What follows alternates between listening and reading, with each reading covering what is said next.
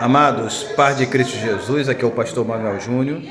Nós estamos hoje entrando para a nossa última lição, a lição de número 13, que tem por tema o Senhor estar ali, Jeová chamar.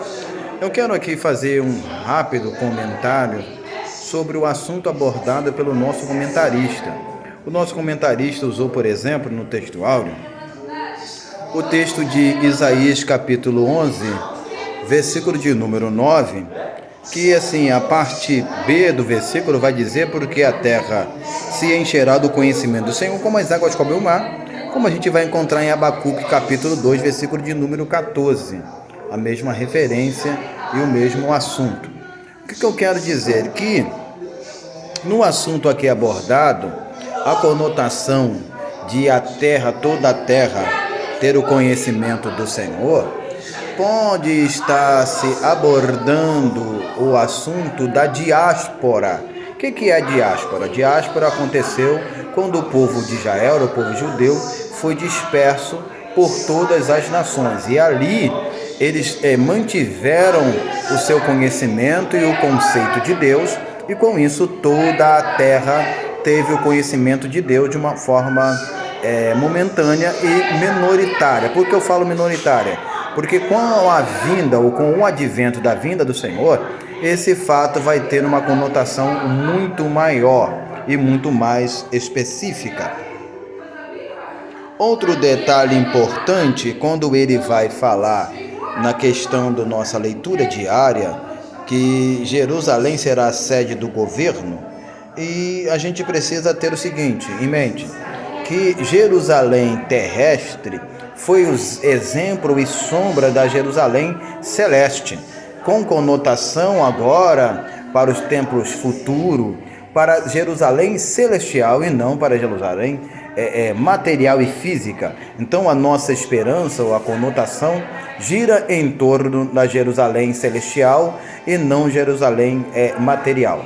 Outro ponto importante é que ele circunda sobre a ideia do milênio, mas deixa alguns assuntos importantes de fora. Por exemplo, quando ele fala da Jerusalém, ele fala da Jerusalém com um sentido material de uma cidade que vai descer do céu e vai ser recebida e vai se acoplar na Jerusalém terrestre. A Bíblia não dá margem nem espaço para este tipo de comentário. Por quê?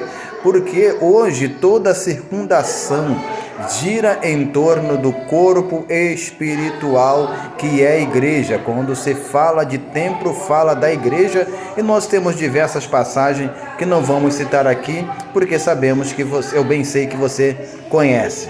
Então, quando você vai para Apocalipse, você vai encontrar, por exemplo, dizendo que não vi nela templo nenhum, Apocalipse 21, versículo de número 22. Não vi nela templo nenhum, o seu templo era o Senhor. Então, quando você ler Apocalipse capítulo 21, a partir do versículo 1, você tem que entender que vi o tabernáculo de Deus com os homens, e ele será o seu Deus, e o seu povo, o povo será o povo de Deus, parafraseando a passagem.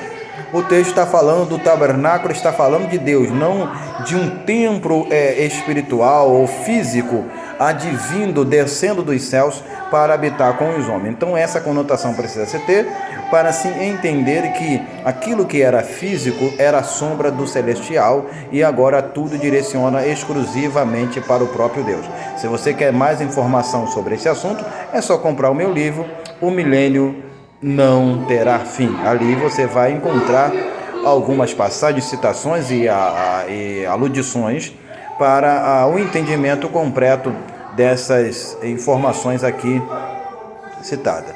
Mas você pode já, dentro dessas informações pequenas aqui, entender que o templo físico que é esperado pelo povo não existirá no futuro, porque o templo agora é a igreja. Então, quando você falar de templo, ou quando você olhar o Antigo Testamento, entenda que a visão agora direciona completamente em Cristo, porque Cristo completou toda a obra do Antigo Testamento, e tudo agora que se circunda interpretação, entendimento e que venha se aludir uma explicação, concreta e definitiva dessa Escritura tem que se direcionar para Jesus e para a Bíblia no Novo Testamento. Claro que algumas passagens do Antigo Testamento têm algum significado, mas não o significado que tinha ou se recebia na época do passado. Agora o significado e o entendimento direciona para Jesus e a igreja. Entendendo isso,